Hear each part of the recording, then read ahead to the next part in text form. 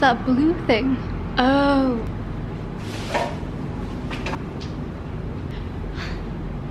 I've just had a bit of a brainwave.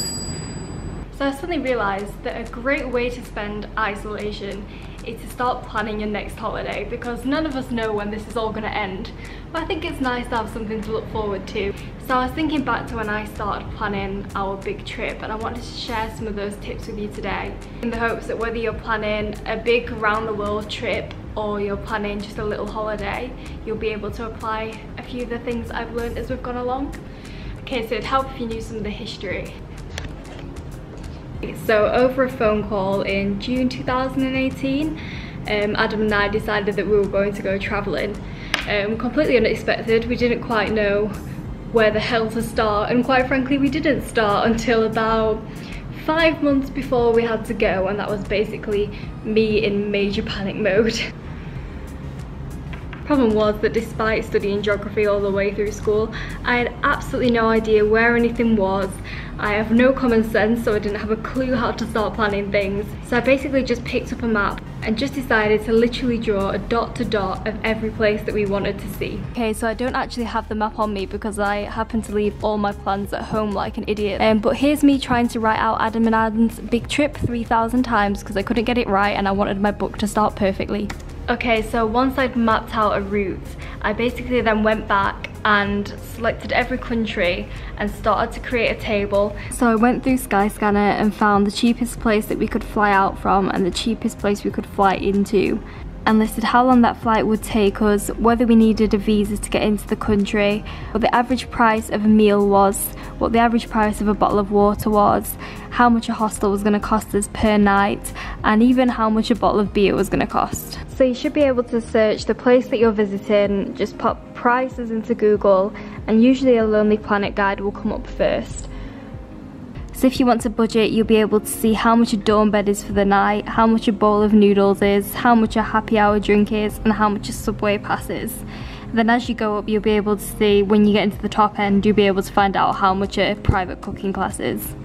And funnily enough, this plan is why we didn't actually end up going to China, because I saw the price of a visa and just decided that we'd leave it for another day.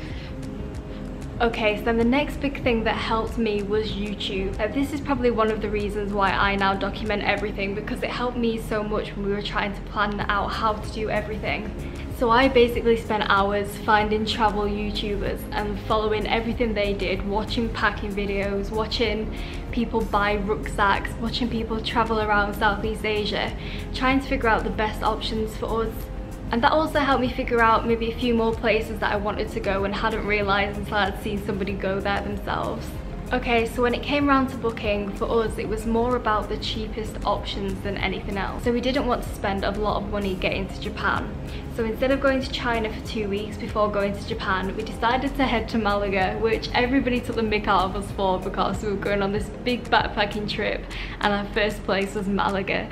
But it made sense for us because we could go there for 2 weeks, get settled in a little bit, get used to carrying the backpacks around and travelling around a little bit. And also the flights were much cheaper for us to go from the UK to Malaga and then to Tokyo rather than going straight to Tokyo. So I finally cornered Adam and we literally sat down and booked the first flights, the accommodation in Spain and the accommodation in Japan, and then that was like the first 3 things done and out of the way.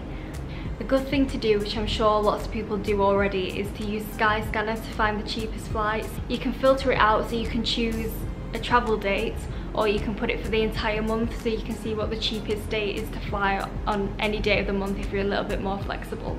So for our flight to Tokyo, we decided we were going to be extra cheap and decided to book a 24-hour layover in Moscow before we carried on to Japan.